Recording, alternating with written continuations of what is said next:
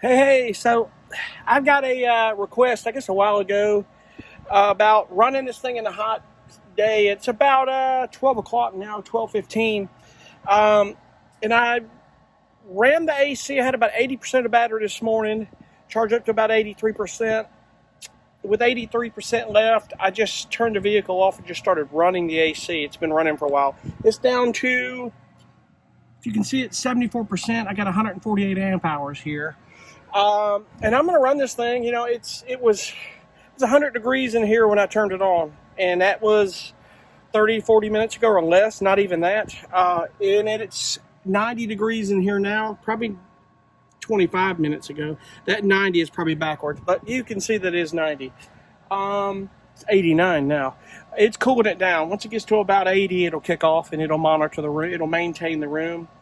And just want to see what this thing will do. I've also, the purpose today is I want to get the charger converter, the rapid charger, hooked up. I want to see how quick this charges my batteries, and then just kind of see how it works, you know, with it kicking on and off, you know, trickle charging the battery. So I'm going to, I'll keep you informed on that and see where the progress goes on it. It is about 12:15 now, 12:20, so I think the request was, can you do around 1 to 7 o'clock? I'm like, well, I'll do the best I can within. It's not going to take 7 hours to kind of figure out, you know, what I'm doing. In the meantime, I've got a lot of cleaning and organizing doing in my van. You know, I've been traveling and back and forth, and I'm just, man, you build these vans, you're always thinking about ways to utilize your space. You wouldn't believe it. I'm thinking about, I had to go down watch these videos with those Travados, those Winnebagos. They're so cool with the shower in it. Kind of thinking about maybe taking this and changing it for a big closet or a shower, and have the toilet in there and a makeshift storage, and have a shower in there where I just have the drain go out to the bottom of the van.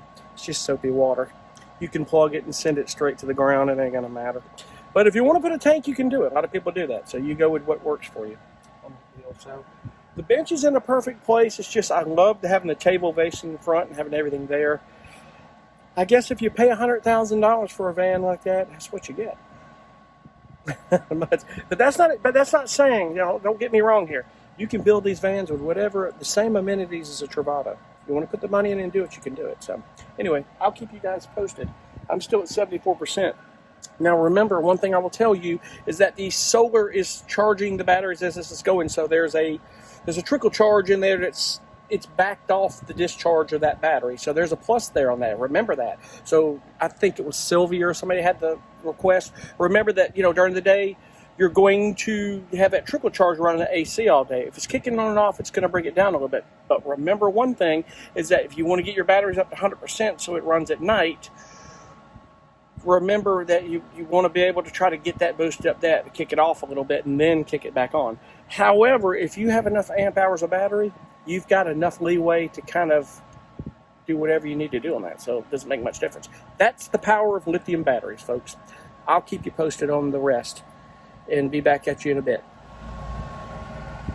Okay, about 15, 20 minutes later, we're at 70% battery, 139 amp hours. We're down to about 87, 86 degrees. I set the temp about 80. 80 does a really good maintaining the room. It's a really comfortable, really good 80 degrees. It almost feels like 70, to be honest. Now, I'm doing this for a reason, so I can bring the batteries down and see how quick they rapid charge with my charger converter, and I'll showcase that later. It's really important because the room temperature would go down much quicker, and this thing would use a lot less power if you let your vehicle cool the room with this on and they meet together. As soon as this kicks off, you kick your vehicle off, and then you close your thermal curtain back here and you do that. So still running pretty good. The room feels great. It doesn't feel like it's 87 degrees actually. And what I do is I run my Caframo fans. I can finally pronounce that damn thing correctly. These are, by the way, I'm going to talk about these later. I've been talking about it. Those Caframos, it's a Canadian company. They're so cool. You can hang them anywhere. I've got them Velcroed. They'll go any angle direction you want, and for such a small fan, they're great. It only uses 3 watts. It doesn't use any power. It's like the refrigerator, my Alpacool.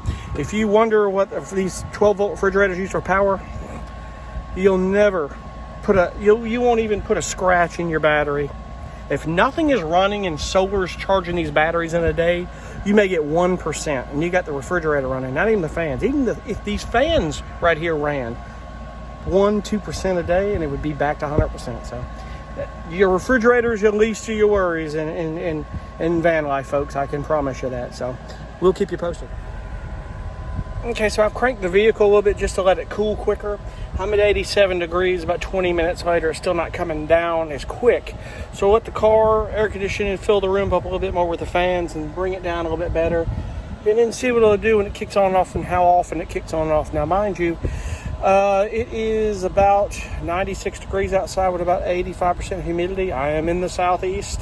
It's a little bit different in different parts of the country. If you're in the northwestern part of the United States, it's going to be a little bit different. There's no humidity. The heat is a little bit different.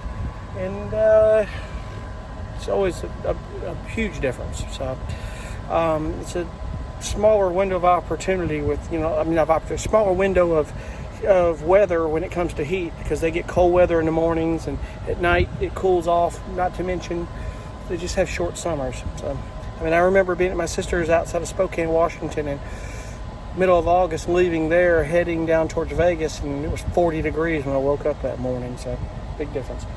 They wouldn't be happening down here in August. Heat doesn't subside here until late September, so maybe levels off into October. So, but I will keep you posted. Okay, so I had a little bit of a dilemma today. Gonna have to put the air conditioning test and battery test of that on hold.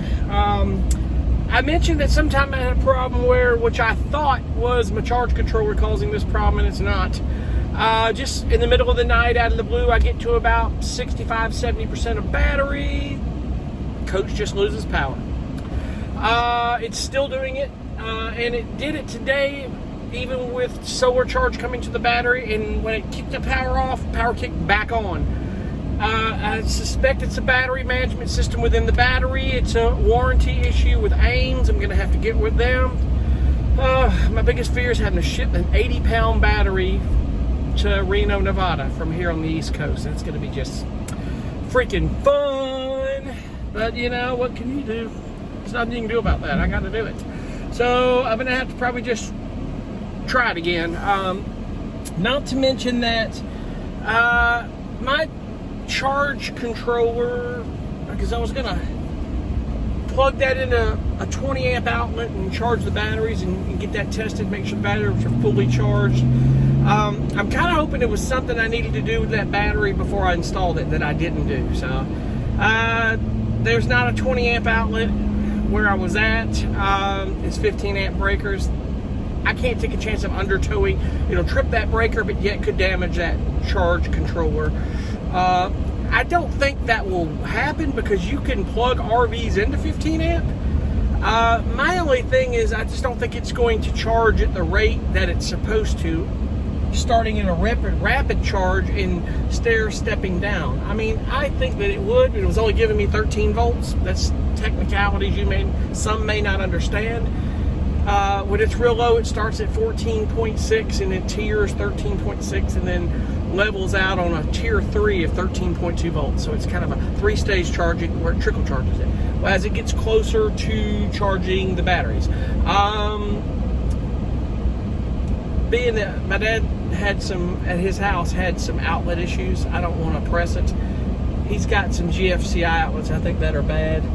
Breakers on his plugs outside is causing stuff. So I'm just going to plug it into a 20 amp outlet and test it that way efficiently first.